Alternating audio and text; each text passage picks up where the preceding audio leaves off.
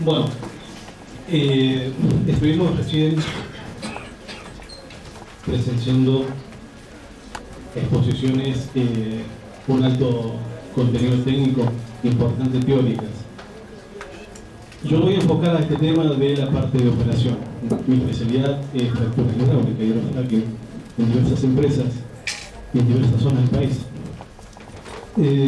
Antes quisiera, tengo una duda primero acá. Voy a aprovechar las imágenes que Pablo me prestó, 28-29. No traje información preparada porque yo estimaba que iba a ser otro tipo de reunión, no estaba muy bien informado sobre el tema, pero valen estas dos diapositivas para mi explicación. En resumen, lo mío va a ser básicamente lo operativo. Recién escuchamos hasta el momento un contexto teórico, ahora vamos a ver, o mejor dicho, lo que transmitir, cuál es la operación que se está haciendo en este momento. Antes quisiera hacer unas aclaraciones, ¿cierto? Nosotros venimos haciendo fractura hidráulica desde hace aproximadamente unos 25 años. Los pozos convencionales han sido producidos a partir, muchos de ellos a partir de hidrofracking, ¿cierto?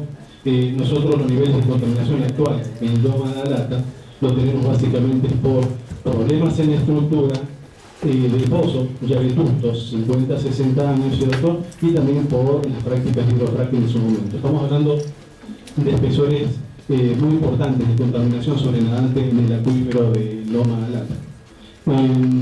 Que llega hasta Cañero, etcétera, etcétera, etcétera.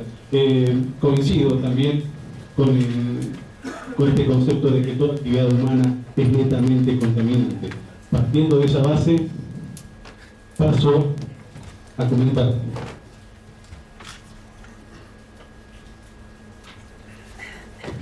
Bueno, hasta el momento tenemos perforado en diversos lugares del país, básicamente en Neuquén y Santa Cruz Norte, una cantidad aproximada de 105 pozos en condiciones de no convencional, todo en estudio. No tenemos información válida todavía que nos permita trabajar con los valores ponderados de los yacimientos que atraviesan, básicamente Vaca Muerta, Las Lajas, Molles e inclusive de 129. Entonces, por el momento estamos sujetos al análisis preoperacional de los datos que vienen de Estados Unidos, ¿sí? Preoperacional. Indudablemente no son los datos más cercanos, pero básicamente se lo han comparado y se ha llegado a ese tipo de resolución, o sea, tomar un dato ponderado más cercano, por ejemplo, al de Vaca Muerta, ¿cierto?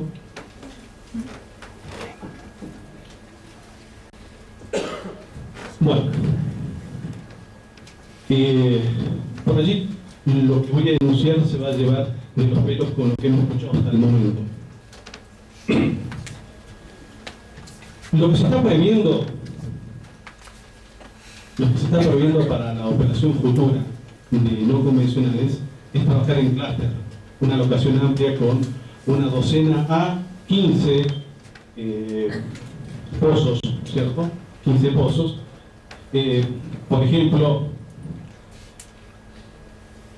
parecido a esto, pero básicamente 15 pozos, entre 12 a 15 pozos. ¿Por qué 12 a 15 pozos? Y esto es importante aclararlo, porque esos 12 o 15 pozos van a tener la producción final de un solo pozo convencional, ¿cierto?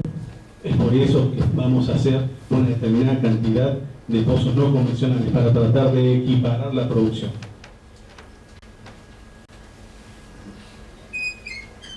Van a ser netamente horizontales, multidireccionales, o sea que para cierto nivel, por ejemplo, en este caso, vamos a radiar fracturas, 5 o 6 líneas de fractura. En eso estamos trabajando y para eso estamos trabajando. Los diseños que se están monitoreando y los proyectos que se están realizando es en base a esto, a la multifractura. Suponiendo que fuera un estrato de un espesor importante, 200 o 300 metros, el grupo de pozos dentro del clúster va a tomar incidencia en las mismas características, o sea, horizontal y multidireccional, en diversos niveles dentro de ese paquete de 300 metros de espesor.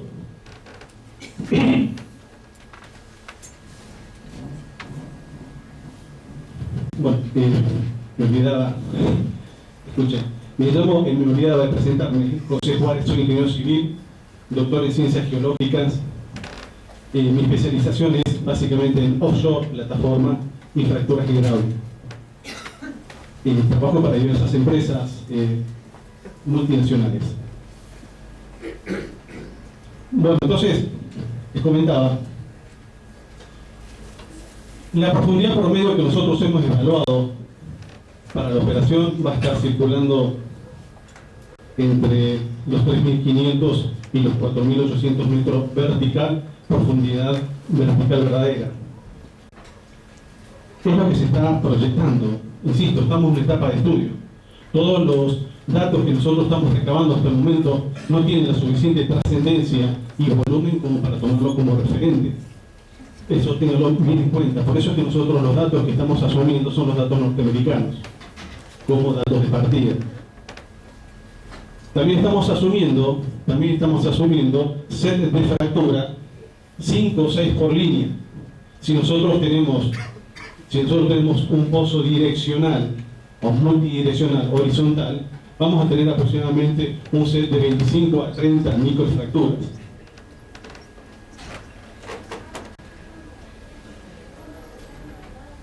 ¿Cómo se comporta hoy Vaca Muerta?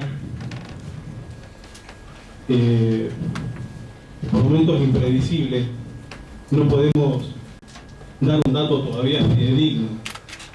Realmente es desconcertante en algunos momentos, desmoralizador en otros.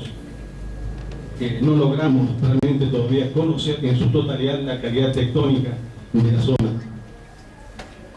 Por eso nuestras fracturas, que son estudiadas una por una en el set, van a tener repercusiones completamente diferentes e impensadas. Cuando hablamos acá de que la idea es que esto no supere, que la fractura no supere esta zona, todas, hasta el momento las han superado. No hemos hecho ninguna perforación horizontal sin que la fractura no haya superado esa zona. No se alarmen, ¿cierto? Pero en realidad esto es lo que estamos haciendo. Hay una marcada tendencia a escaparse la fractura por la parte superior. Me refiero a esta parte. Obviamente la zona más frágil, denominada acuífero.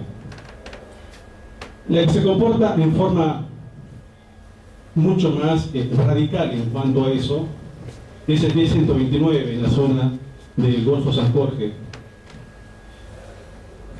Las mezclas o interacciones de presiones diferenciales dentro de la misma formación nos hace evidente que nosotros, por más diseño y prediseño que hagamos de la fractura, vamos ineludiblemente a llegar a los acuíferos, por momento.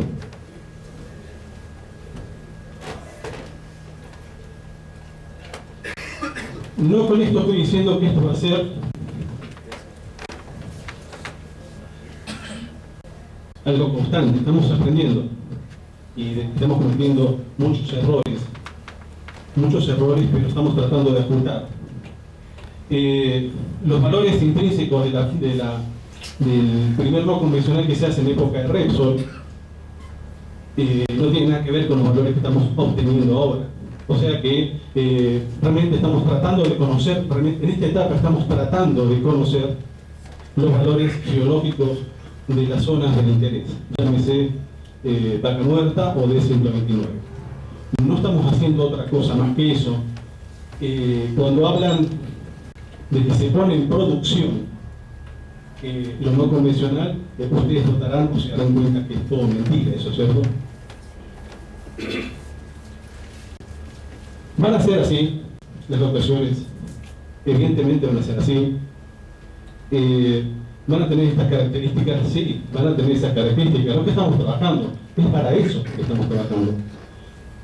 La actividad se puede hacer y se puede hacer bien y con seguridad. Las leyes son asombrosamente positivas. las leyes que hay en la provincia y en la nación. Lo que estaría faltando sería el componente control. ¿Quién controla? Eso es lo que falta.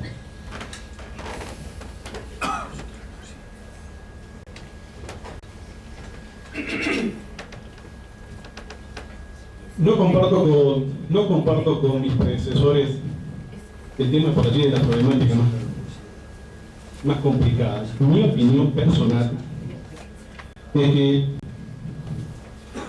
la complicación más importante que vamos a tener no va a ser el agua. Según mi opinión personal, va a ser el control de la geometría de la fractura. El control de la geometría de la fractura en ese tipo de pozos lo puedo hacer de dos formas varias, con rastreadores radioactivos y microsismos. Para mí, personalmente, ese es el riesgo mayor. Ese es el riesgo mayor a tener en cuenta. La fractura va a utilizar agua. La idea es el reuso del agua de retorno o floodback para utilizarlo en el resto de las operaciones en el mismo clúster y cambiarlo de ubicación a ese mismo fluido de retorno, en diversas locaciones de operación.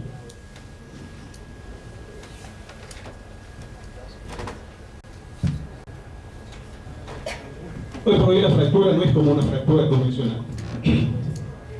La fractura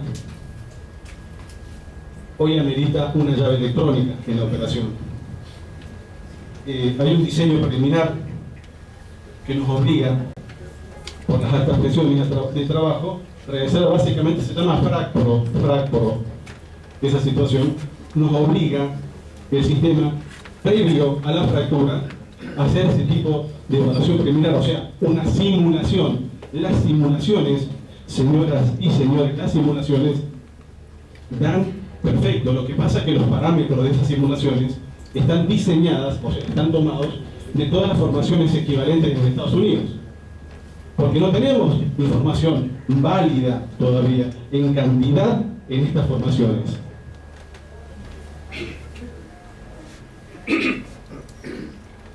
Entonces, básicamente la perspectiva es tratar de poner en funcionamiento el tema no convencional. Nuestros problemas energéticos no se resuelven con el no convencional. Nuestros problemas energéticos a corto plazo se pueden resolver básicamente con recuperaciones mejoradas o terciarias de los yacimientos maduros.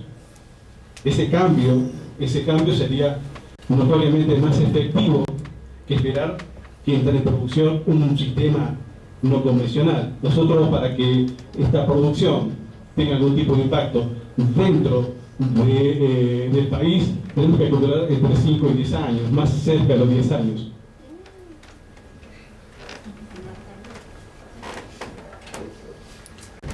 Bueno, yo les comentaba entonces que según mi opinión, lo que hay que tener mucho más estudio, análisis, práctica y control es la medición de la geometría de la fractura. Es muy chica la fractura, las tenemos que medir para lograr ir observando la producción set de fractura,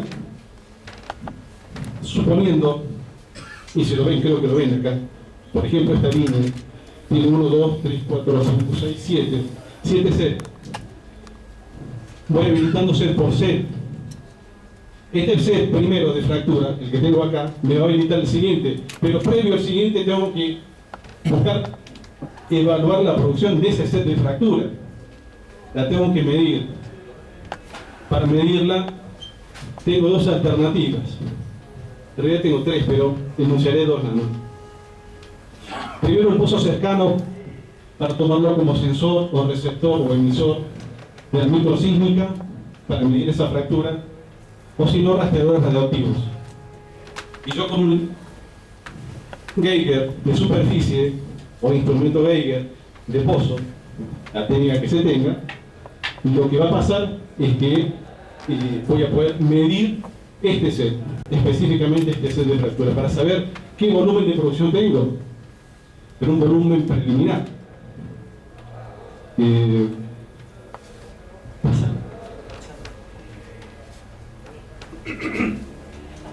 Bien. Acá tenemos un grafismo que yo lo voy a utilizar de manera diferente al autor. Me interesa el grafismo, no me interesan los puntos estadísticos, quiero ver nada más el grafismo. La posibilidad que vamos a tener nosotros de multifracturas en la zona nos obliga necesariamente a tratar de establecer las cantidades de empleo que vamos a tener en cada línea, o sea, de zonas de producción que vamos a tener. 5 minutos. 5 minutos.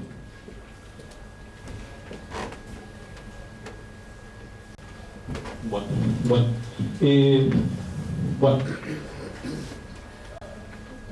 Entonces, específicamente, esta circunstancia de la fractura hidráulica y sus consecuencias, yo no le quiero restar trascendencia al impacto medioambiental que se prevé y va a realizar indudablemente como toda actividad humana, sino creo que deberíamos concentrarnos, aparte del agua, en el tema de la medición de la geometría de la fractura. Insisto con este tema yo creo que debería desarrollarse con más profundidad.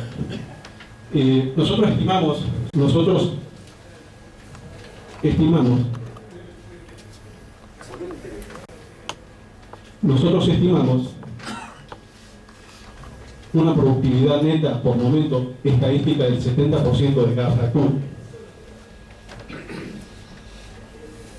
Tenemos una pérdida casi del 60 al 70% de fluido. Lo perdemos la formación al fluido. Tenemos un flow back del 30%. Ese flow back, como yo les comentaba, la idea es tratar de reusarlo. Hay técnicas, ¿cierto? De todas maneras, dejemos inclusive ya la operación. Lo que tenemos problemas ahora son en los recursos. No tenemos herramientas para mejorar nuestros ensayos. Nosotros, el equipo ideal de perforación que estamos evaluando, básicamente es top drive, casing driving y coiling tubing, para mejorar la eficiencia de la perforación.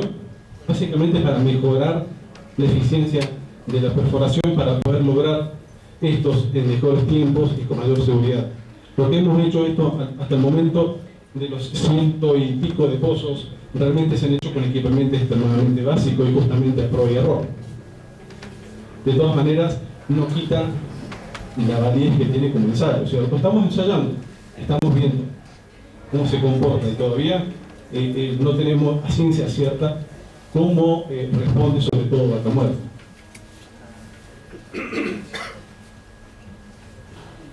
Bien, todos sabemos cuál es el marco del país, el marco económico, político, etcétera, etcétera. El estatus hoy por hoy es la paralización y el agigantamiento de ciertas operaciones que no tienen realmente una magnitud de ese tipo. En resumen, tenemos tres pozos horizontales no convencionales, los otros son verticales, no me sirven para sacar información. La información que yo necesito desplegarme dentro del reservorio para poder estudiarlo. Por el momento no me sirve, según mi opinión, el sistema de fractura y el sistema vertical de perforación. No quiero comenzar con otros temas que después no me voy a dar el tiempo para terminar, pero quiero cerrar nada más.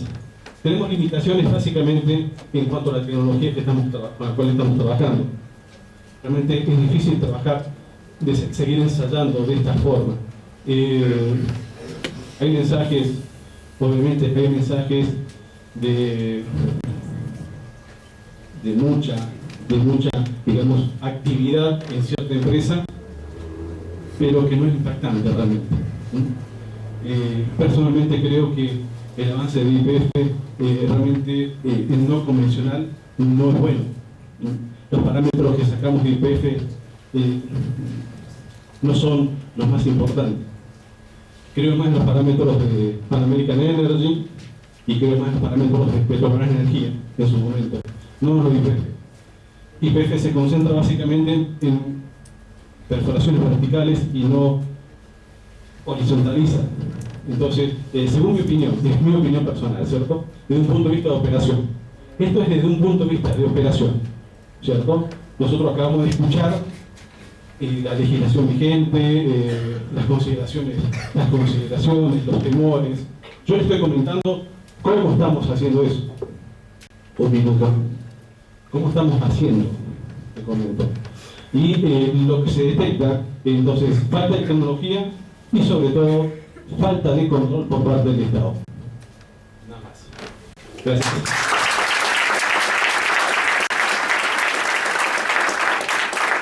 Los panelistas, y después voy a tratar de sintetizar en alguna pregunta que viene dirigida a todos, así como me ponen algo. Vamos a empezar al revés, ya que Juárez fue el último, ahora arranca primero. La pregunta, ¿qué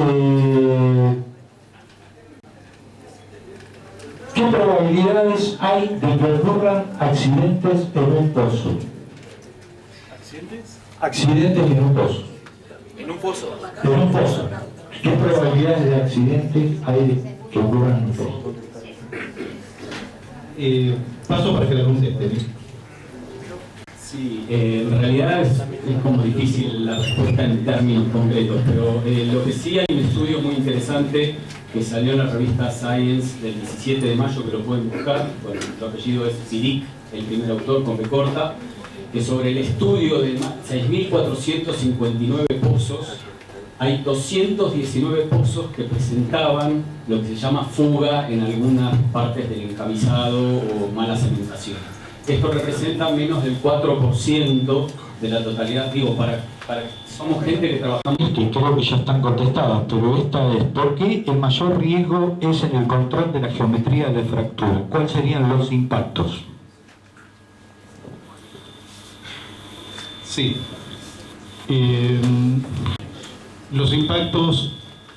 El tema es que el procedimiento para controlar la fractura es bastante agresivo. Puedo hacer microsismos.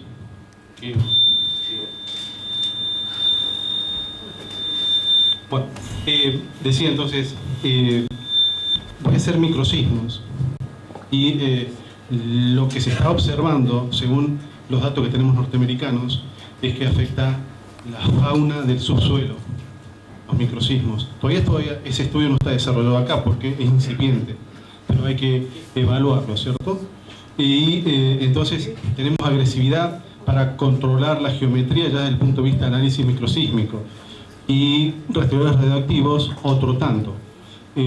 Con esa gran pérdida que tenemos nosotros de fluido en el flowback, si nosotros incorporamos rastreadores para medir la geometría de la fractura, indudablemente voy a tener una detención casi del 60 al 70% de elementos radioactivos en el subsuelo.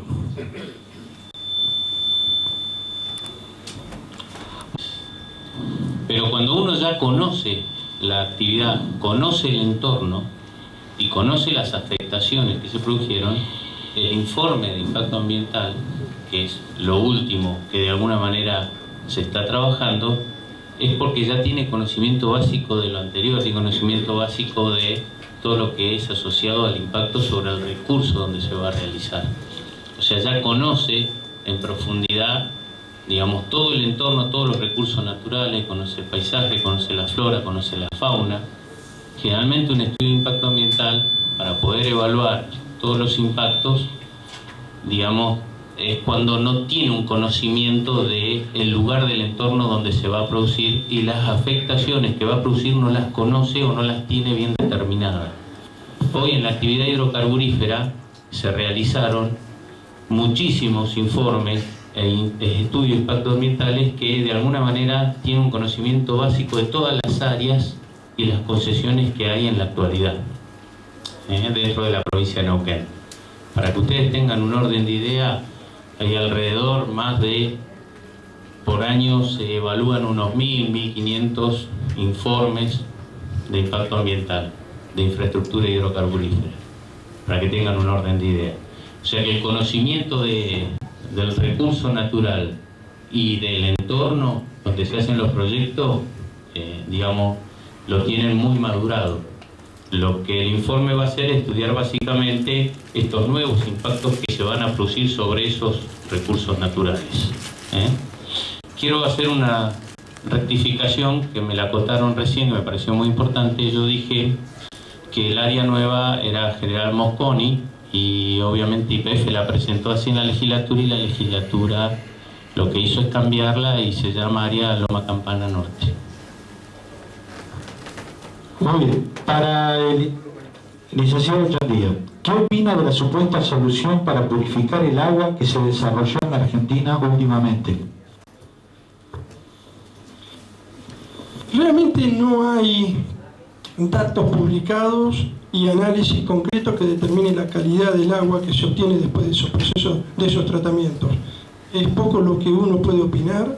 No hay publicaciones de parte de las compañías que expliquen claramente cuáles son los resultados de esos procesos.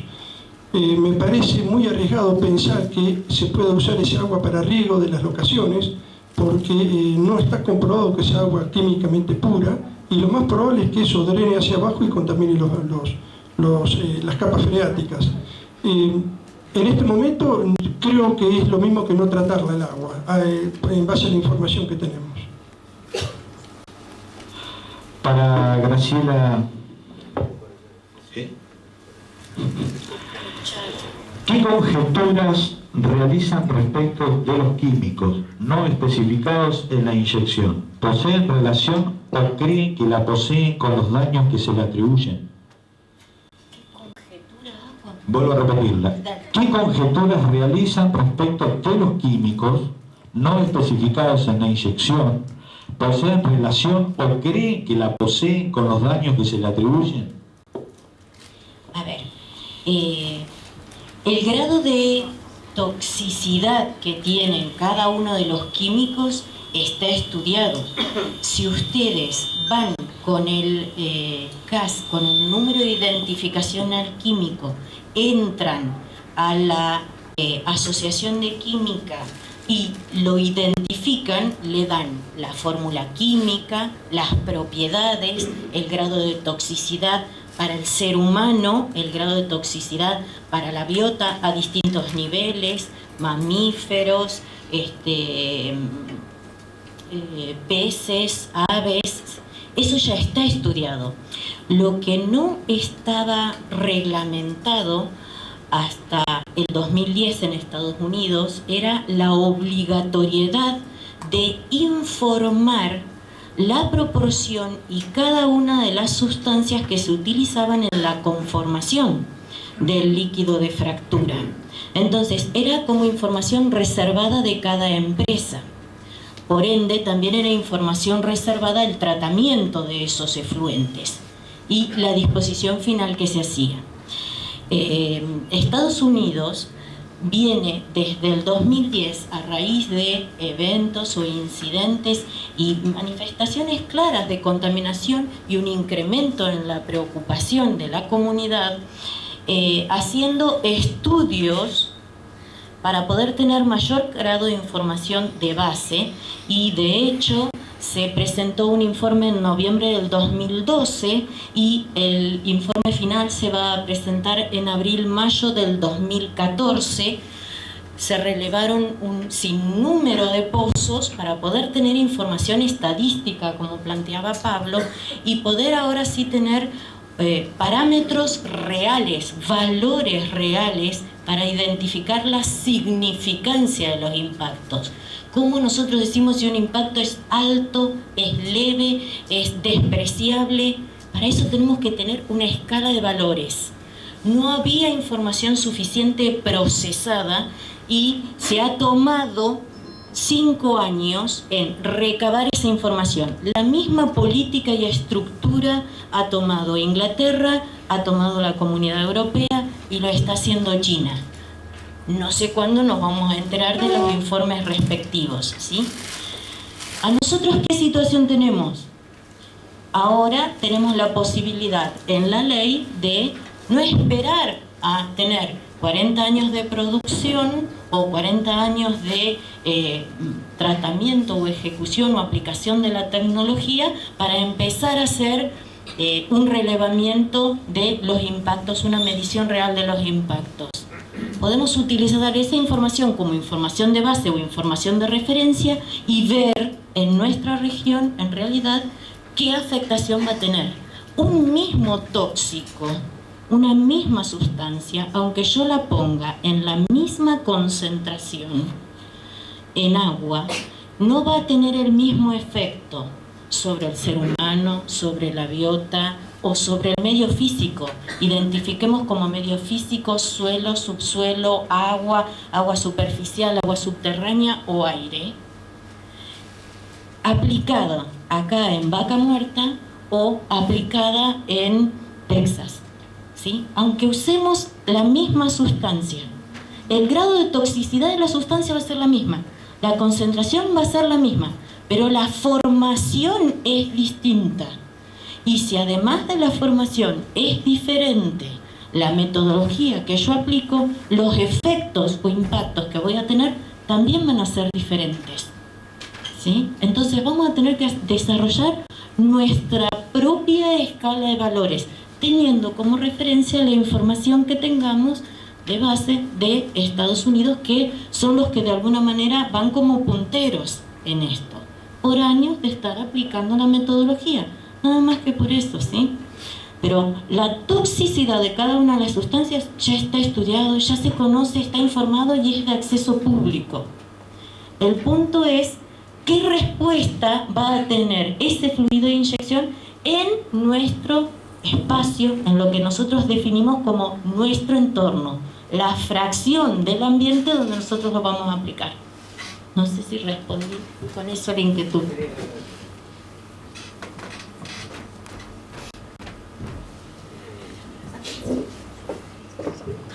Hoy se está pensando en una reglamentación en función de lo que acaba de decir Graciela. Hoy la privacidad del uso de los químicos es muy alta. Recién, como dijo Graciela, ustedes en el 2000... Sabiendo que toda actividad humana afecta al medio ambiente, ¿cuál es la forma de hacer aceptable esta actividad sin que sea susceptible de fallas o accidentes? No hay. Impacto cero no hay. Hoy estamos causando un impacto acá todos. Claro, van al baño, es un impacto. Vivimos... Sí, pero no puede comparar. No. Que no. En todo caso, afuera después, y siempre conversa. Acá adentro, por favor, no. Termino. Sí. Es correcto, no se puede comparar, es correcto. Por eso siempre hablamos de que el control del Estado tiene que garantizar el impacto mínimo para cada proyecto. Claro que no se puede comparar. Lo que no se puede decir es que impacto cero no hay. Ninguna actividad tiene impacto cero ni riesgo cero. Lo que se tiene que establecer es la normativa para que ese impacto sea el mínimo posible. No hay otra forma. Si no, la actividad tendría que desaparecer. No se tendría que autorizar. Bien. Otra pregunta para el panel, indistinto. En ningún caso se hizo comparación con otras fuentes de energía respecto a los riesgos. Por ejemplo, radiación respecto a las centrales de Chernobyl, Fukushima, químicos respecto de la industria, líquidos cloacales, etc. Esta es una pregunta que de alguna manera con matices es recurrente en muchos lugares donde uno va. En realidad, digamos, por más que alguna gente lo enoje, lo que uno dice, por ejemplo, todo lo que tenga que ver con la energía nuclear es una energía que en algunos lugares, si uno compara por qué se oponen a la utilización de este tipo de energía, es porque están utilizando la nuclear. Entonces, digamos, hay que empezar a hacer una escarbadita en ese tipo de cosas y vemos ahí cómo se entrecruzan una serie de factores que tienen que ver con qué otras alternativas energéticas. Yo personalmente, de curioso como podrían ser ustedes, para pararme ante los alumnos desde otro lugar, me tomé el trabajo de buscar lo que pasaba con el tema de los paneles solares. Los paneles solares súper difundidos, en muchos lugares la alternativa, cambiemos a la energía solar, la Argentina es un manantial de sol en Cuyo, etcétera, etcétera. Entonces, entre otras cosas, acá hay químicos, gente que desde otro lugar me va a poder corregir si me estoy equivocando, la capacidad de transformar esa energía de los paneles que utilizan sílice es de aproximadamente un 20 o un 25%. Entonces digo, bueno, debe haber evidentemente otra que sea como más efectiva, porque si lo utiliza Inglaterra, que ve el sol una vez cada 7 meses, tiene que haber algo que haga que esto sea un poco, digamos, un poco mejor. Entonces hay dos compañías, una compañía en Estados Unidos y una compañía en Inglaterra, que utilizan otra sustancia, corríjame si me equivoco, pero creo que era arseniuro de galio. Cuando yo me pongo a buscar de la manera que dice ella, a ver qué es el arseniuro de galio, cómo está compuesto, qué toxicidad tiene, etcétera, es un cancerígeno terrible, y que la disposición de todos los residuos que quedarían de esos paneles merecería un tratamiento enorme, pero además, para formar esos paneles necesitamos de energía que está tomada todavía de la energía que viene del petróleo. Entonces, me parece que es muy simplista en algunos casos, ni hablemos del lugar económico de agarrar y decir, bueno, mañana paramos cualquier tipo de explotación de este tipo, convencional o no convencional, porque a mí lo que me quedó muy claro en la presentación de Graciela es que cambian los valores en muchos casos, pero hay muchas cosas que están presentes en lo convencional. Entonces, lo que deberíamos preguntarnos es qué es lo que nos llama tanto la atención ahora que entra lo no convencional y que nunca nos preguntamos por lo convencional. Esa es la primera cosa. Quizás a lo mejor acá se están filtrando cuestiones que tienen que ver con situaciones políticas, y que me gustaría que dentro de 3 o 4 años tengamos la misma preocupación todos con respecto a lo mismo, porque a lo mejor, digamos, yo he ido a debatir a lugares donde de golpe me encuentro que a lo mejor pensaba que estaba debatiendo con una persona como ellos que vienen de la universidad, y estaba debatiendo con un político que a los 4 meses aparecía de candidato en una campaña. Y yo digo, bueno, la verdad que la jugábamos mal los que estábamos desde el lugar donde estábamos nosotros, porque nosotros estábamos tratando de dar datos y de dar información, y no hay a mí, la verdad, lo que termine pasando con una empresa o con la otra, me importa muy poco desde ese lugar, no estoy parado en ese lugar. Pero digo, ojo con el tema de los cambios en la matriz energética, cuánto tiempo llevan, eso pregúntenselo a la gente que venga de la parte económica, me parece que es una cosa fundamental. Y la otra cuestión es lo que se tiene como verde, lo que se tiene como alternativo, cuánto está sustentado en una base que todavía sigue siendo no convencional, porque lo que nosotros a lo mejor vemos es la punta del iceberg, pero para llegar a eso tenemos un consumo de un montón de energías y de un montón de productos que terminan viniendo de lo no convencional. Esa es una cosa que deberíamos preguntarnos. Perdón, agregar algo con respecto a la matriz energética. Para poder darle exposición estuvimos investigando un poco con Graciela, obviamente, por qué Francia, por qué Inglaterra y por qué Alemania prohibieron la fractura. Porque no les interesa, porque su matriz energética está basada en la importación de los hidrocarburos y tienen un balance comercial tremendo, que pueden comprarle el gas a Rusia o se lo pueden comprar a otro país, y obviamente a algunos que tenga fracking, y que el problema lo tenga ese otro y no lo tengan ellos. Entonces, ¿dónde está el equilibrio energético? Por eso, porque no lo necesitan. Esa es la diferencia. Hay que, como dijo él, investigar un poquito, trabajar más en profundidad respecto de eso. ¿Por qué ellos prohíben? Porque no tienen necesidad de tenerlo, porque lo compran.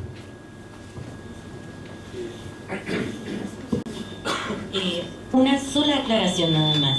Así como Pablo mencionó lo de los paneles solares, en el primer mundo es habitual obtener energía eléctrica a través de la fisión nuclear, ¿no es cierto? No obstante, la mitad de Europa está planteándose para el 2035 comenzar el cierre de centrales nucleares, porque también es un severo impacto qué hacer con los residuos que genera el reactor, que también hay que disponerlos en algún lugar del mundo, ¿sí? Entonces, es verdad que si yo mido las emisiones a la atmósfera, la generación nuclear es más verde.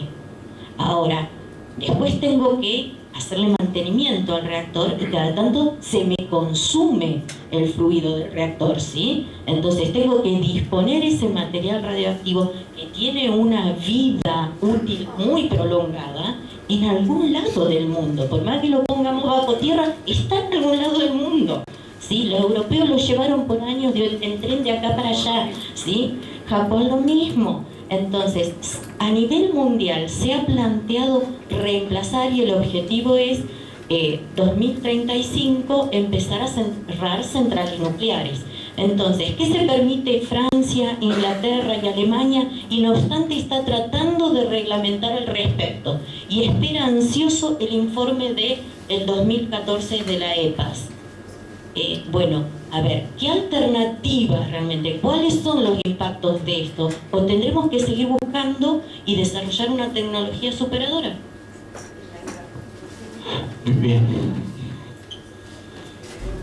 Bueno, al respecto estoy muy de acuerdo en realidad con lo que decía Pablo Pasos. Uno no puede cambiar directamente 100% de la energía en vez de salirnos por energías convencionales y ir a una energía alternativa, porque cada uno de estos procesos requiere todavía compuestos basados en el petróleo o en el gas. Lo que no se nos presenta es una alternativa real de desarrollo. Se nos presenta la alternativa de que tenemos que seguir creciendo como país, desarrollarnos, crecer, con lo cual implica más y más y más energía. Y en ningún momento se nos plantea de que, bueno, ¿por qué no empezamos ya a hacer una transición a otro tipo de energía? Como por ejemplo los molinos de viento. Es decir, se nos pone contra la espada y la pared. O seguimos importando de afuera, o extraemos los no convencionales, o nos paralizamos como país. Pero en ningún momento se piensa en una alternativa que nos involucre a todos como sociedad en generar alguna alternativa que realmente no nos envenene. Por otro lado, se toma a los Estados Unidos como modelo. Y los Estados Unidos no son modelo para nadie, realmente.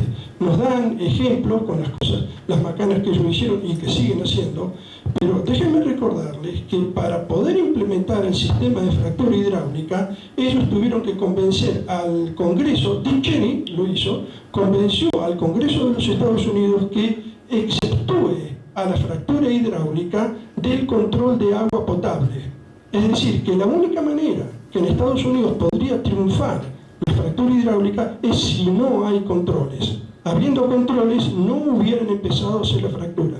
Y eso lo hizo Dick Cheney durante la presidencia de Bush, hace 10 años atrás. A partir de ese momento fue cuando tomó impulso la explotación de los no convencionales allá y llegaron a este desarrollo que tienen miles y miles de pozos. Pero ojo, no es un ejemplo que nosotros podamos tomar y pensar que podemos vivir con eso para adelante, porque eso contamina. Por alguna razón eliminaron la ley que lo prohibía. Con respecto al gas de Rusia, según tengo entendido, los pozos rusos son uno de los, creo que es el país gasífero número 1, son todos pozos convencionales, tienen muy poco realmente desarrollo no convencional. Es decir, que si Alemania o Polonia le compran a Rusia, no es porque se están envenenando los rusos, el veneno todavía no llegó a Rusia, quizás llegó por otras razones, pero no a raíz de los no convencionales.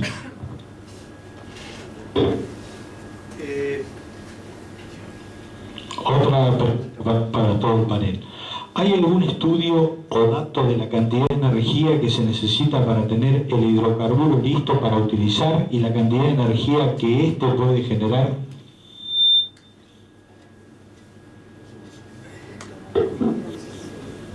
En realidad es muy difícil de contestar porque eso presume la idea de que hay un hidrocarburo. Y en principio tenemos una mezcla de hidrocarburos y distintos tipos de hidrocarburos que durante el proceso de refinación van a dar distintos productos que van a tener a su vez un distinto valor energético y se van a utilizar para otras cosas. Con lo cual, lo que yo entiendo, corríjanme ustedes, me parece que no se puede contestar de una manera tajante.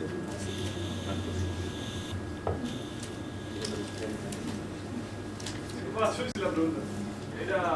Más que nada era como lo que estaban explicando vos de las celdas solares. Es lo mismo, pero para el hidrocarburo sería el petróleo, la nafta, la soya, es lo mismo. Hacer una comparación con el de lo que vos quieras. Un balance energético, ¿tenés? Sí se puede eso. Perdón, dije.